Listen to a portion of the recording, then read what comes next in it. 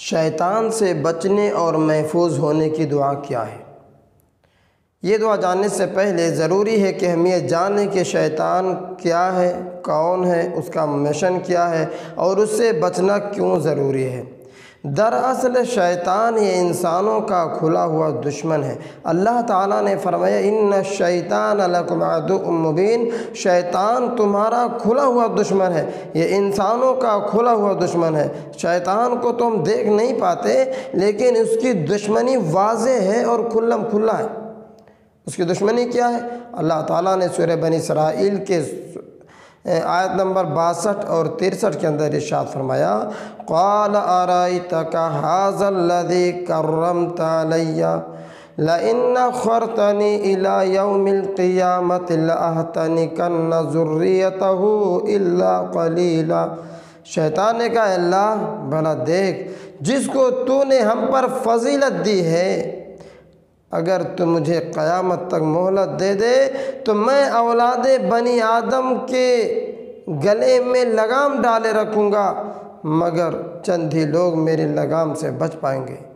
تو محترم حضرات، شیطان نے اللہ رب العالمین سے گویا کہ یہ مہلت لے لیا ہے، یہ ایگریمنٹ لے لیا ہے کہ وہ قیامت تک اللہ کے بندوں کو سیدھے راستے سے، صراط مستقیم سے، نماز سے روکے گا، روزے سے بہکائے گا، قرآن اور حدیث کی تعلیمات سے روکے گا۔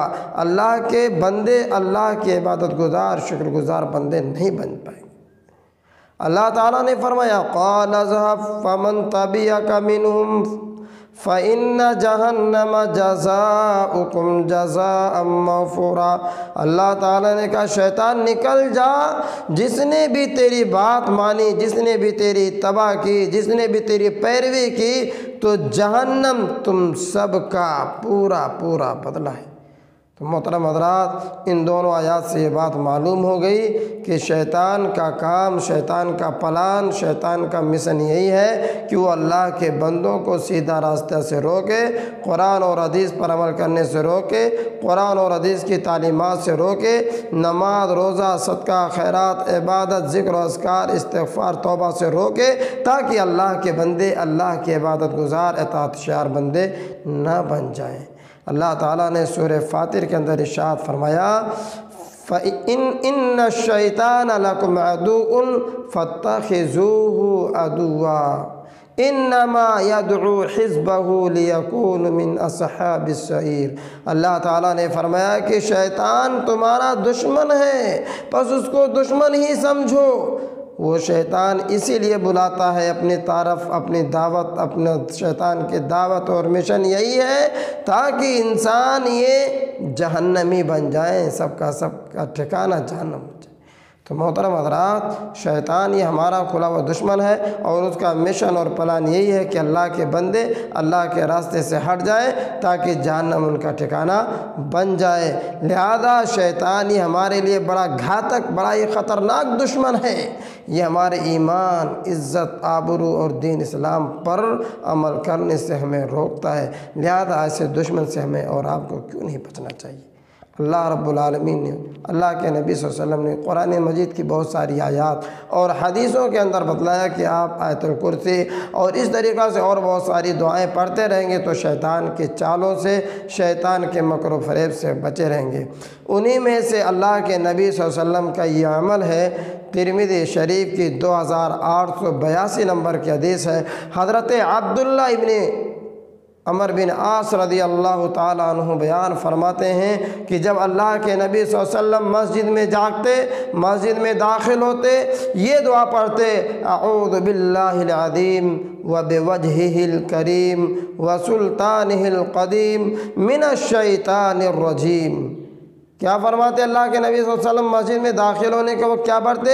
اعوذ باللہ العظیم وبوجہہ الکریم وسلطانہ القدیم من الشیطان الرجیم۔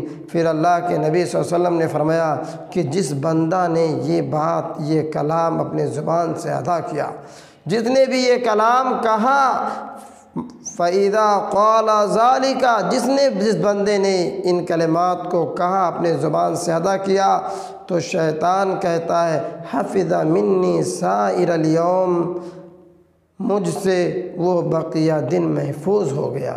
یعنی اس حدیث سے معلوم ہوتا ہے کہ شیطان کے تدبیر، چال اور مکر و فریب سے بچنا ہے تو ہمیں اور آپ کو مسجدوں کی طرف بڑھنا ہوگا، مسجدوں کو آباد کرنا ہوگا، اللہ کی عبادت کے لیے، قرآن کی تلاوت کے لیے، ذکر و اذکار کے لیے مسجد کا رخ کرنا ہوگا۔